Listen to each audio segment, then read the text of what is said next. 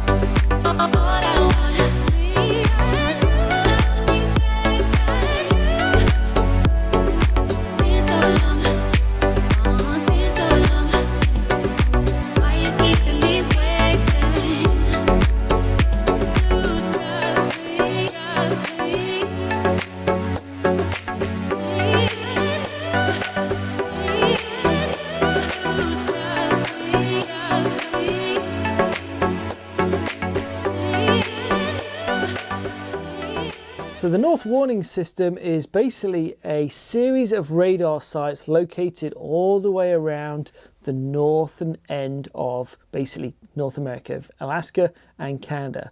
And each of these sites needs to be maintained by personnel to keep them running. And basically he is up there flying crews and spare parts and fuel back and forth to these sites. And today Chris is going to give us a bit of an insight as to what it takes to do that job, what it's like to fly up there, and how you can become that pilot. So I was able to get hold of Chris via Zoom. He's way up in the Arctic, so internet's not the best, the video quality is not the best, the audio is definitely not the best, so you just have to bear with him, but what he's got to say is awesome, so stick around. Okay then, Chris, well, thanks for doing this interview with us. This is going to be a really cool video. So what is it exactly that you do with that machine stood behind you? Yeah, well, I got a Bell 212 behind me here. It's a 1978 model. What we use it for up here in the Arctic is going to all the North Warning, formerly known as the Dew Line, radar sites. So these are the radar sites built in the 50s to basically keep the Russians out. It was all to keep out the air defense security of North America. So if anything came across, we'd be the first people detecting it with these radars, and they've been upgraded over the years. Are we talking about like them coming over land, or is this stuff coming over airborne wise? There, like we're talking radars detecting aircraft coming over. So if the Russians wanted to come over, it'd be directly over the pole. So that's what we're maintaining the security. And this line goes all the way to Alaska as well. So it's from Alaska all the way to the east coast of Canada. Wow, that's a lot of sites. Yes. So is it like individual like radar sites then across there, or is it like a series of? Yeah, I don't know. I'm assuming it's like radars. I've been looking at some of the pictures you've sent me here, and they look like radar kind of domes. Exactly. There's radomes that are all across there. We have a main base where we are right now, where our hangar is, and that's the control for a zone. So there's 5 zones in Canada from east to west. And each of those zones will have like 8 to 10 radar sites associated with it, as well as a short-range site. So this is main camp. We stay here year-round. A short-range site, the crew can go and man that temporarily if they need to. The rest of the radar sites, they are unmanned. They're just left alone, and we just come by to make sure that they're still running. So I imagine right now, well, we're in January right now, so I imagine it's pretty cold there. Yes, yeah. Our typical temperatures in this area are around minus 28 degrees Celsius, and with a wind chill bringing that down to the minus 35, minus 40 fairly often. We can fly as cold as minus 4 Celsius, which it does get to for weeks at a time up here. Like it usually hovers around that minus 28, minus 30, and then we'll have cold spats even worse. And I've seen in some of your pictures, you've got a big rifle in the side of your machine there. So you've obviously got polar bears around. Do you get them where you are at your main hangar, or is that more for when you kind of go out to your other radar sites and things like that, or are they just everywhere? They are everywhere. We do get warnings when they're in town. I might take some pictures of the base there and show you. We've got caution, bear activity signs on every door when you leave the base, and they will alert us if there is a bear around town. But otherwise, yes, we do carry two. We've got shotgun and a rifle we carry on board with us whenever we go out, just in case if we had to land on a tundra someplace, wait for pickup, then we've got something to protect ourselves. And then even at the radar sites, well, the helicopters have pad. The site is a couple hundred feet away from there. So it's, you want to make sure you have some protection when you go to and from. You're not going to see them outside there. They will see you on them. Yeah, I imagine they blend in really, really well. And by the time you see them, they're too close for comfort. Yeah, exactly. That's cool. That's cool. So do you want to come and give us a tour of this beauty that you've got sat behind you? You said it's a Bell 212, right? So it's a 212 HP with a fast fin and tail rotor.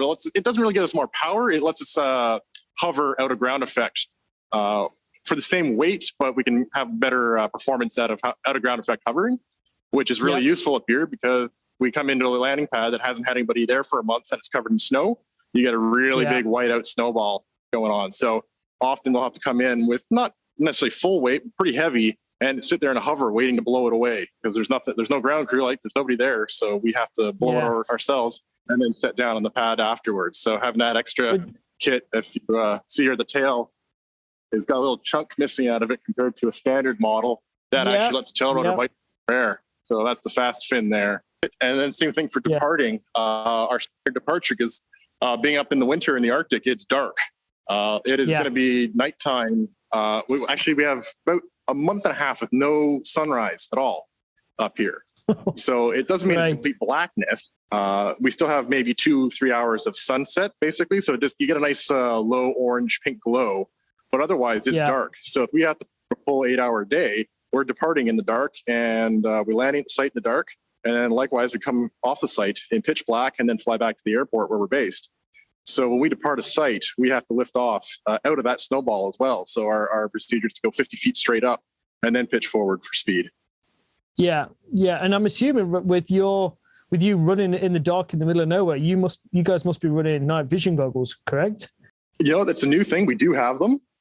They are new. This is the first year that we've had them on the 212. We also do the similar job with the S61, and those crews have their night vision goggles a little bit longer.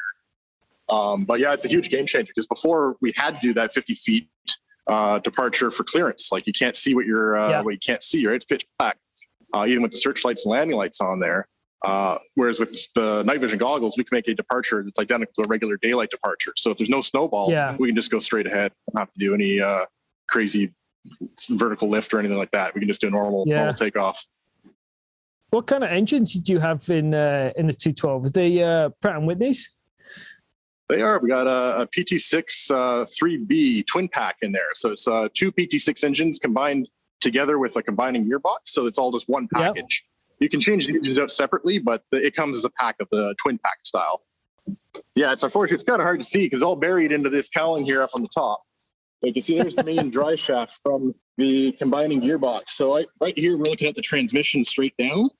And then that shaft goes into the combining gearbox.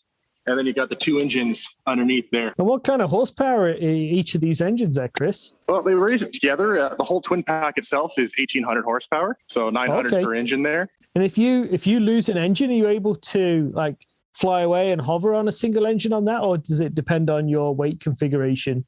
It will be weight limited. If we're at maximum gross weight, we'd probably be struggling a little bit on a single engine. But if you've got any bit of airspeed, if you're going 40 knots or faster, this thing will fly away with one engine, no problem. If you're cruising and lose one, you won't even lose any altitude. It's pretty. They're pretty good engine there. Yeah, that's kind of nice to know when you're out in the middle of the Arctic and there's polar bears around. At least you've still got another donkey working on the top to at least get you to safety. Yeah, exactly. And then not only that, in the summer, we're all flying over the ocean. It's water. Right now, it's all frozen over, but we do have pop-out floats attached to the skids there. We got to see the little hookup point at the bottom. We'll put in a pop-out float so that when we're flying over water in the summer, you have that as an option. But honestly, it's with the reliability of these engines and the fact there's two of them, It's never been required to put it in the water. Is it classed as an IFR machine? Because I'm assuming with you flying at night, especially before you had NVGs, you'd be flying IFR, but there's not really, I imagine, much in terms of IFR approaches and things like that up there. Like, do you have IFR approaches into your radar sites, or are they kind of like a visual and a procedural based approach? We're kind of hybrid for because we're all two crew in the winter when it's dark. We have 2 IFR pilots. The aircraft is IFR capable. We have an autopilot in it as well. But as you're getting at there, the radar sites do not have approaches. They don't have approach plates because there's no systems there. They used to have NDBs at them, but they don't anymore. So basically, when we go out there, goggles or no goggles, we do a kind of our own little made-up approach, if you will. We do a teardrop pattern to evaluate the site, make sure that we can see the windsock. Make visual at the site first off. It's kind of like a circling approach. But it's not. There's no plate for it. Basically, is what we end up doing. Right. Now that we have goggles, we're able to just do a normal VFR landing. But yeah, in the dark, you're basically seeing nothing until the lights come on at the radar site. We get the pads do have lights on them. Yeah. So you'll just see these little orange dots in the darkness, and that's what we make our circling approach to. But then if we're having bad weather on the way back to the airport, we can of course make an RNAV approach to our bases here. This is definitely not a modern machine with a glass cockpit, judging by the steam gauges you've got in there. But you look like you've got some in there. So, do you want to? Yeah, we got a little bit of old tech, but some new things. So, start down. I'll just follow kind of like a checklist here. We'll go from the bottom. We've got a couple of circuit breakers and switches down just underneath the collective there. Yeah. And then coming up, we got our collective. We got our engine start switch. We got our landing light, search light. Got our throttles are on the collective, so we don't have throttles in the ceiling like some of the fancier newer machines have. We got them right in our hands there. Then moving up the panel here, we got our defroster. We got our hydraulic controls, our force trim switch for flying with a little bit of assist. Yeah. Then we got our engine governor switches, our fuel panel down here. And this is all just regular radio stuff, nothing too fancy there. We got one of our GPSs. It's an IFR certified GPS. We can use it for our approaches legitimately. Then we got our HF radio. We don't really use that too much in this job, but that lets you talk to guys on handheld radios. Yeah. We do have the cockpit recorder in this one. Got our compass controls. We have them in DG mode. Normally, slave compasses are going to be in mag mode, but we're so far north up here that we use them in DG. So you have to actually manually adjust the compasses every once in a while, unlike if you have it in mag mode. I imagine you're so close to the poles, you can't really get the good degree separations on magnetic mode, right? Exactly. So if you had it on mag mode, it's basically useless. You gotta have it manually adjusted. Then we got our transponder, PDF. Yeah, nothing too fancy there. SkyTrack system. So that's how the company keeps track of us. We type in our password there, and they have us identified on. It's not a radar thing, but it's a little computer program, so they can see where we are and push the red button if we need help, and they can actually call us a sat phone as well. Yeah. So we're always in contact with our base if we need to. And just some switches for the autopilot over here. So it's a very simple first generation Sperry autopilot on this one. It'll hold an altitude, it'll hold a heading, it'll hold an airspeed, but it won't fly an approach for you or anything like that. You gotta tell it what to do. Then our caution panel. So that's if anything is going wrong, it'll pop up there and give us a nice little light. Got our hydraulic pressure and temperature, fuel gauge. Then we got our transmission oil, gearbox oil, temperatures and pressures. Then all the electrical ammeter, voltmeter down at the bottom. And then center there, we got all our engine gauges, our N1 RPMs. We got our ITT for temperature of the engine, engine oil temperatures and pressures, or fuel pressures. And then on this side is more your standard 6-pack of instruments. You got your rotor RPM, you got your torque, you got your airspeed, attitude indicator, standby attitude indicator, all regular old school instruments. Our tiny bit of glass we do have is for electronic heading situation indicators. So we can plug in if we're on our GPS or VOR, get our arrows and set ourselves up that way and orient ourselves. And then we do have radar altimeter as well. Nice. So what airspeed and altitude do you normally fly there? Because from what I've seen in your pictures, it's flat. Like it's flat as a pan out there. So do you generally fly kind of the same altitude all the time?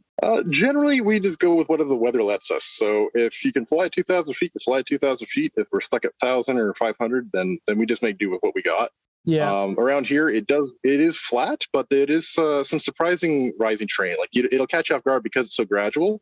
Like here at the base, we're 200 feet above sea level, but some of the radar sites nearby are at 1,500 feet, 1,600 feet, right? So there's a significant increase. That's So depending on the weather, like that's our most common problem is like because we can't fly fully IFR to get to the site, then we often end up turning around because the weather will be good in where we are. But you climb up 1,000 feet to get to the radar site, and suddenly you're in the clouds. So we can't continue. We have to turn back. Nice. As far as airspeed, you got the nice green arc to 100 there. It will fly to 120, but it starts to get pretty shaky over 100. So we keep to 100 or 70% torque, whichever comes first, both for efficiency of the aircraft and just to keep the shaking down. You don't want to be rattling along. Nice.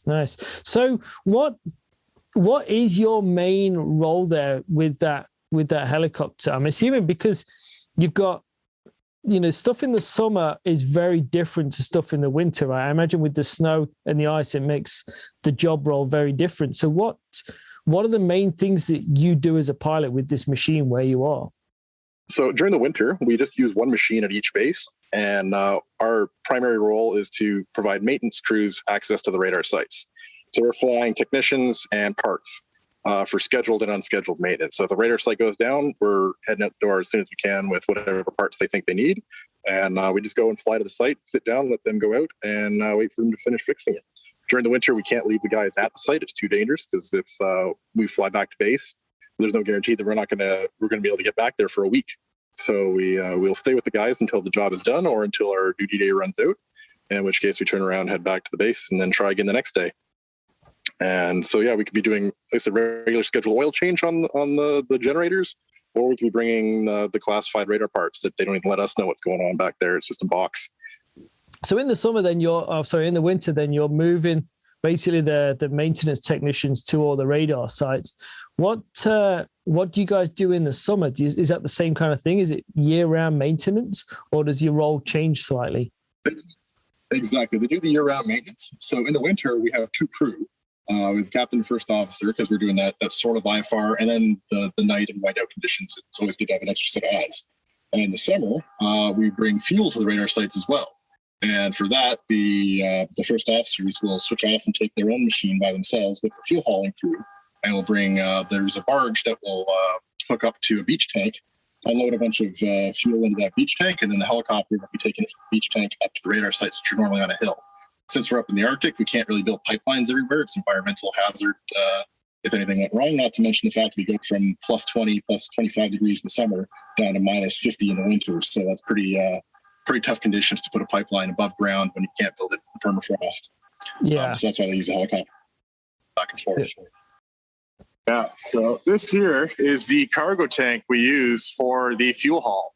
We're not allowed to sling fuel because the same problem with being in the Arctic. You can't punch off a load of jet fuel and splash it all over the environment up here. So we carry it all internally. And so we got 3 tanks. We got 2 pocket tanks on the sides on each around the transmission there. And then we got the one big tank that replaces would normally be a seating bench. This helicopter can normally seat 13 passengers at the back here. In this configuration, you can get 4 guys on a little tiny bench there. You've got pretty much no leg room. So that's just for the fuel haul crew that actually run the pumps at the sites. And they'll hook it up right here with their line. And as you can see, they've got the little sight gauge here.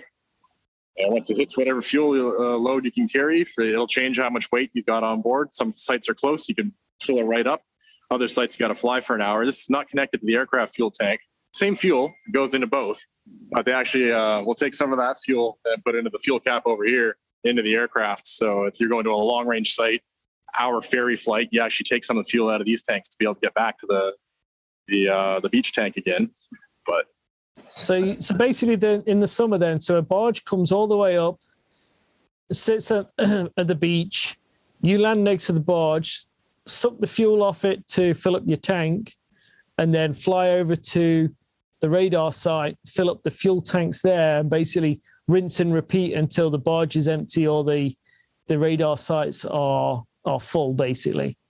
Yeah, the barge has its own schedule. It basically just, once the ice breaks up, it starts going, and it fills beach tanks with its own crew. And we just take it directly from the beach tank to the radar site. That's our job. So we don't have to worry about chasing the pit. It does its own thing, and we just follow behind it, kind of idea. And I'm assuming they're doing this fuel in the summer to keep the generators for the radar sites working all winter. So all summer, basically, you're just restocking the radar sites, ready to get it through the winter. Yeah, it's actually interesting. If you had a proper full fuel load, it's about 2 years worth of fuel that you're dropping off the site to top it up. Because, again, it's the Arctic. The weather can be pretty bad up here. There's been many years where there's a site that we just couldn't get to. And you got a schedule to keep, so you can't just sit there waiting for the good weather all month long and waste all the good weather for the rest of the line. So you'll just have to give up and move to the next radar site and try again later if you have time. But otherwise, they try to put 2 years worth of fuel in, so that if that happens, then it's not a critical situation. So is it just your two machines doing the fuel haul for all of the Canadian sites, or is there like several machines in each of the different like zones or regions you were talking about that are just shuttling fuel back and forth all summer? So each zone has a dedicated maintenance machine that's like the regular year-round maintenance. And then in the summer, there are two fuel haul machines, one east and one west, and they kind of fly together and meet in the middle ideally. So that way you'll have two 212s on fuel haul, four 212s on regular maintenance. Well, we have one S61 and a Calvet doing the regular maintenance as well. Those sites are kind of farther apart, so they use a larger machine. So the company that you work for, like Canadian Helicopters, there's obviously a company for the US that deals with the US side too. What are your kind of experience requirements that you guys need to be able to do this job? I'm assuming because you got first officer and captain, there's two different kind of sets of pilot requirements. Exactly. Yeah, they're very different. For a captain, the year-round position, you want 3,000 hours minimum of helicopter time, as well as 500 hours pilot and command of multi-engine helicopter. You also have to be HPL, H, and IFR night rating with some of the work that we're doing. First officer requirements are much lower. You need 500 hours to be a first officer here with your IFR and your HPL exams written. Downside of that is then you're a little bit too inexperienced to 500 hours to be doing the fuel haul, so you'll probably have other duties in the summer. So typically most of the first officers are coming in with between 1,000 and 2,000 hours. Or if you're looking to be a captain, you're just trying to work your way into that, you could come in with 3,000 hours coming in as a first officer, just with the goal of being a captain. Yeah. And it's a great opportunity to build. So it's not really good for a low time pilot. Like we have 500 hours, but it's not really ideal because you're not really going to be doing that. We don't fly a ton, let's be honest, in this job with the weather being so bad. So it's definitely more of a way for somebody that wants to get into the multi-engine work and sort of get the foot in the IFR world. We kind of do a little bit of both here. So it's that's the primary thing for a first officer candidate. So do you live at this base year round, or is it like a fly in, fly out? You do kind of 2 weeks, 3 weeks, or like, is it, what's the operation that they have up there? It's a fly in, fly out. We do 4 week on, 4 week off tours. So we're here for a full month, and then you do your travels home on your days off. Takes a couple of days to get out of here because pretty far up there. So a lot of connecting small plane flights to get out of the Arctic.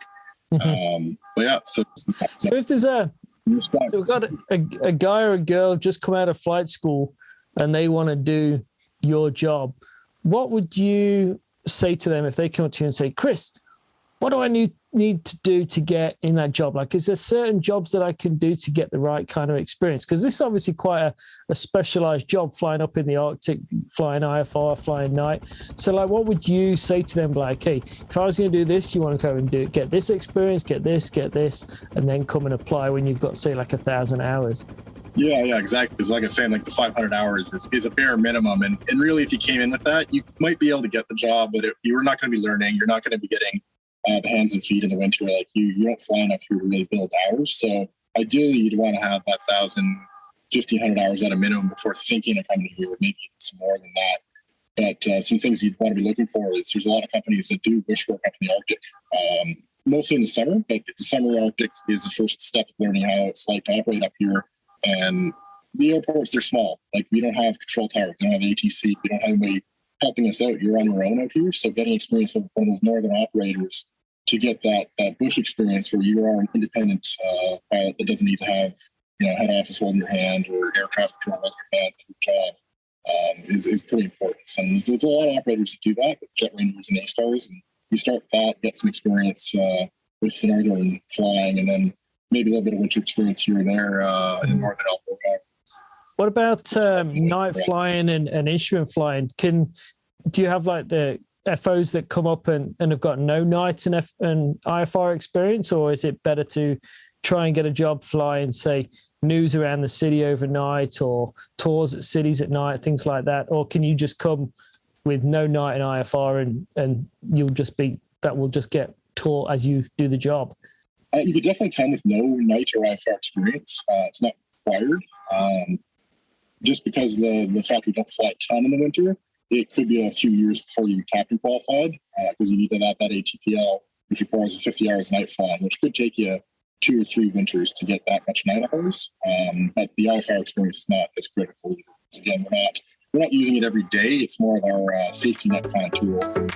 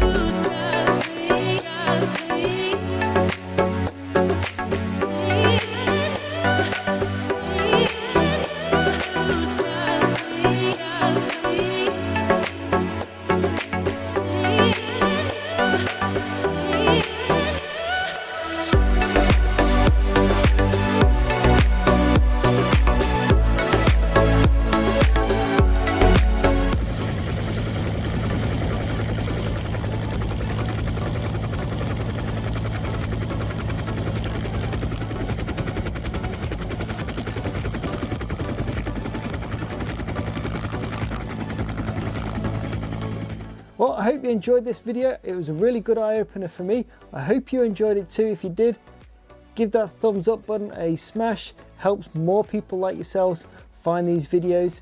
And if you're interested about becoming an Arctic pilot, now you know. See you next time.